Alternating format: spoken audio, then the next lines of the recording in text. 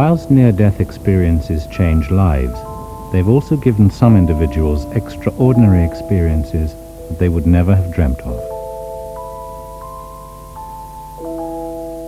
The most intriguing examples are of blind people becoming sighted for the first time. Vicky Nuratuk had been blind from birth. I've never seen anything, no light, no shadows, no nothing. A lot of people ask if I see black. No, I do not see black. I do not see anything at all. And in my dreams, I don't see any visual impressions. It's just taste, touch, sound, and smell, but no visual impressions of anything. In her early 20s, Vicky was involved in a serious car accident. The next thing I recall, I was in Harborview Medical Center and looking down at everything that was happening. And it was frightening because I'm not accustomed to see things visually because I'd never had before. And initially it was pretty scary. And then I finally recognized my wedding ring and my hair, and I thought, is this my body down there? And am I dead or what? We can't bring her back, there's a crash drone. They kept saying, we can't bring her back, we can't bring her back, and they were trying to frantically work on this thing that I discovered was my body, and I felt very detached from it. And sort of, so what? And I was thinking, you know, what are these people getting so upset about? Then I thought, I'm out of here. I can't get these people to listen to me. And as soon as I thought that, I went up through the ceiling as if it were nothing. And it was wonderful to be out there and be free, not worry about bumping into anything. And I knew where I was going. And I heard the sound of wind chimes. It was the most incredible sound that I could describe. It was from the very lowest to the very highest tones.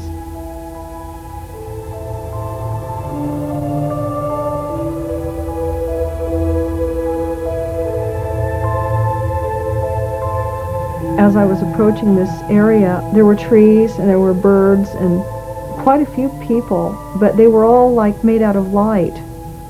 And I could see, and it was incredible, really beautiful, and I was overwhelmed by that experience because I couldn't really imagine what light was like.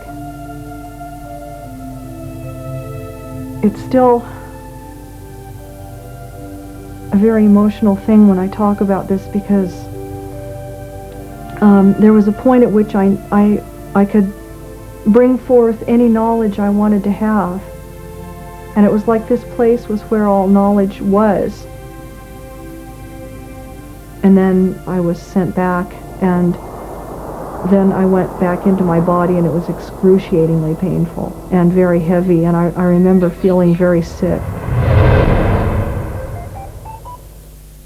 Vicky's case suggests that her mind was working at a time when her brain was unable to supply her with such visual information, even if she could see.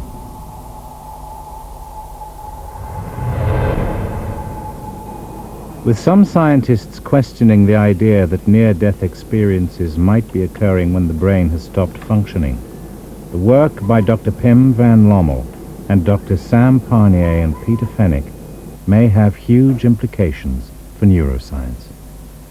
If you look through science, what's amazing is that the things that any group of scientists often believe as being completely black and white, I mean completely correct. If you look 50 years later, most, if not all of them, have been changed. And I think with this subject as well, in the future, we'll find that actually mind may well be a separate scientific entity that can continue functioning when we've reached the end of life and when the brain has stopped working. That will have huge implications for all of mankind. There's no doubt about it. It will revolutionize our whole way of scientific thinking, and it will open up a whole new field of science which has as of yet been undiscovered.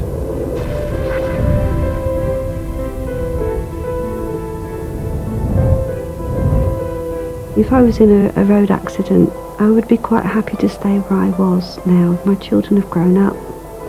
I've got no problems, no difficulties, certainly no fear of death. It's almost now as if I would actually welcome it. I'm very thankful to have had this experience because it helped me in many aspects of my life, and it helped me to deal with things a lot more constructively than I might have otherwise.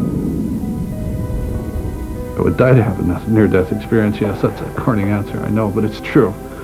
Had I not had that near-death experience, I would have no interest in being here today. I think death is an illusion. I think death is a really nasty, bad lie. I don't see any truth in the word death at all.